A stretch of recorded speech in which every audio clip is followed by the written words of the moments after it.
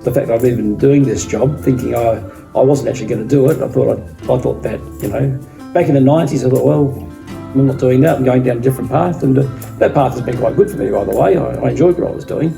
I didn't really expect to come back to being a pastor. It wasn't really in my thought until that week.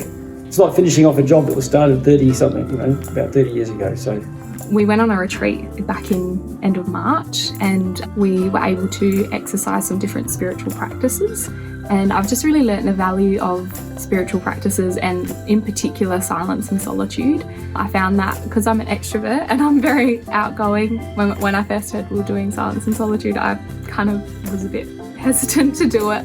But I loved it. I loved it so much more than I thought. I just really learnt the value of just sitting and being still and just being in awe of God.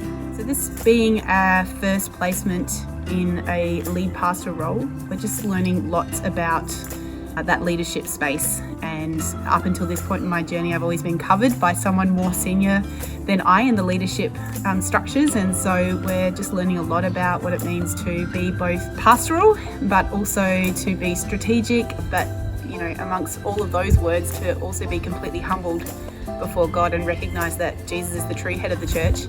And so trying to discern his will. Well, Playford, this whole area has changed quite a lot. A lot of the people around this area are from different multicultural backgrounds, and this church has changed. So we have a Bhutanese congregation that speaks Nepali, a Karen congregation that speaks Karen, that's from Myanmar, it's a people group in Myanmar. And just recently we've got a small group of South Sudanese people who speak Arabic and English. So we're becoming quite a multicultural church, which it's been that for a while.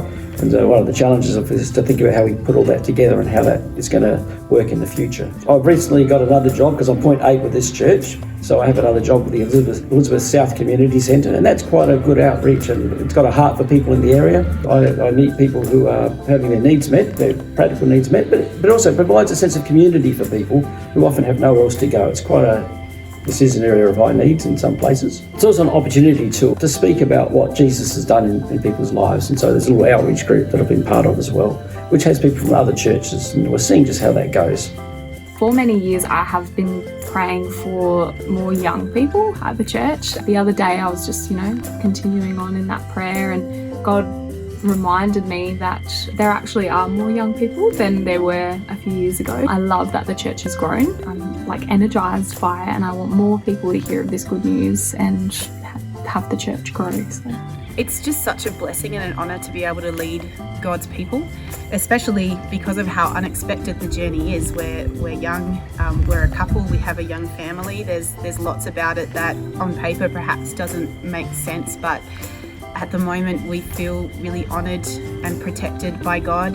We feel like there's a great journey ahead of us, and even though there are challenges attached to the journey, there's so many good people around us who also want to honour Jesus and figure out his will for the church, and so that's just great. And it's not easy, but you ride the wave, and you just know that because God is sovereign, he's going to have the final say and his will be done.